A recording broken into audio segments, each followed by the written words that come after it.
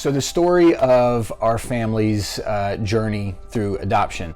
As I began to work in real estate, which I got to give Alex Helton a lot of credit, he probably asked me 3-4 times to come work with him, and I'm like, fine, you know, I'll take whatever I can get.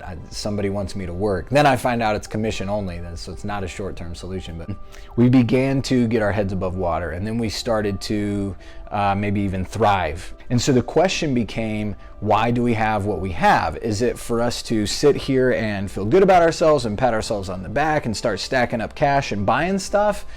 Our belief is that anything that we're given is not just for our good, but it's for the good of our community around us. And in about 2 minutes, the decision was made. I said maybe we should adopt a kid. Initially landed on a country called Burundi. It's a tiny little country in Africa, and we wanted to bring an expanded worldview into our household. We wanted our sons to see and spend time around a person who maybe didn't look exactly the way they looked and wasn't born exactly where they were born. I mean, these guys, my other 2 sons were born in the same hospital, for crying out loud. We wanted to expand their worldview in that way and give them this sort of picture of the universal value of life, of human life. When a lady who had worked in this Burundi program, she had moved over. Well, she came to us and she said, hey, I'm actually over in the Philippines program now. I know you'd have to sort of start over, but there's this little boy. And so of course there's this picture of this sweet little boy, and you're not gonna say no. So we said, all right, CJ has pretty profound hearing loss. So that was a big unknown. For Kelly, I feel like she's an expert at that. It was her job, was to help children with that. For me, I'm like, what am I getting into? We were getting to the point where we should be bringing him home. And we are literally on the last step. And the next thing that should happen is we get a phone call or an email that says, we're done, come on over. Instead, we get, I don't know, a phone call or an email, I can't remember which, that essentially says, hey, well, we think he might have tuberculosis, so you can't come get him. Months and months go by, we can't get test results, we can't get any sort of response from the US Embassy or from Manila. He's sitting over here, not getting treatment, time's going by, and they won't answer our questions or our inquiries, and so we started getting really discouraged. I'm talking, the last thing I've heard is basically, no, you can't have test results. We're not gonna retest him. We'll move him when he can. Oh shoot, now we can't even move him. We can't find somewhere to put him, and we don't have somebody to stay. Just everything was a dead end.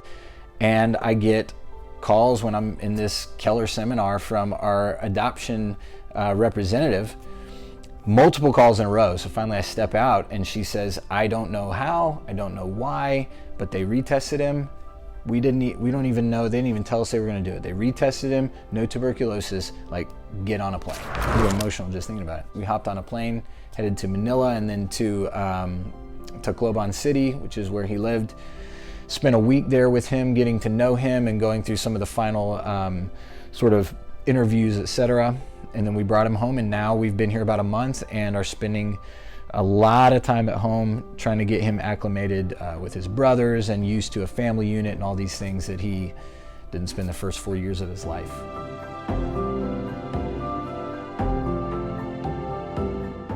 That's our story in a nutshell. It's just going from a place where we are not sure that we're going to survive to feeling like we finally have something to give to the world. So there were unique challenges with being asked to suddenly, very suddenly, book flights and hotels in Manila and get there as quick as possible. And I would point specifically to my business partner, Alex Helton, and the team that we have, and say that I don't know how we would have done it without the support of this team. It's not just, okay, you have permission to go. That's not even a question. He's turning around and going, okay, how can my wife and I and our family help your family while you're doing this? Our kids went over to their house. So number one, we have this culture where there's not just freedom, but there's massive support. Secondly, I have this group of team members who in the basically 10 days leading up to leaving, I connected all of my active clients with various team members, and then I go to the other side of the world and I did not hear a peep. We have this culture of excellence, and I didn't have to worry about my business at all.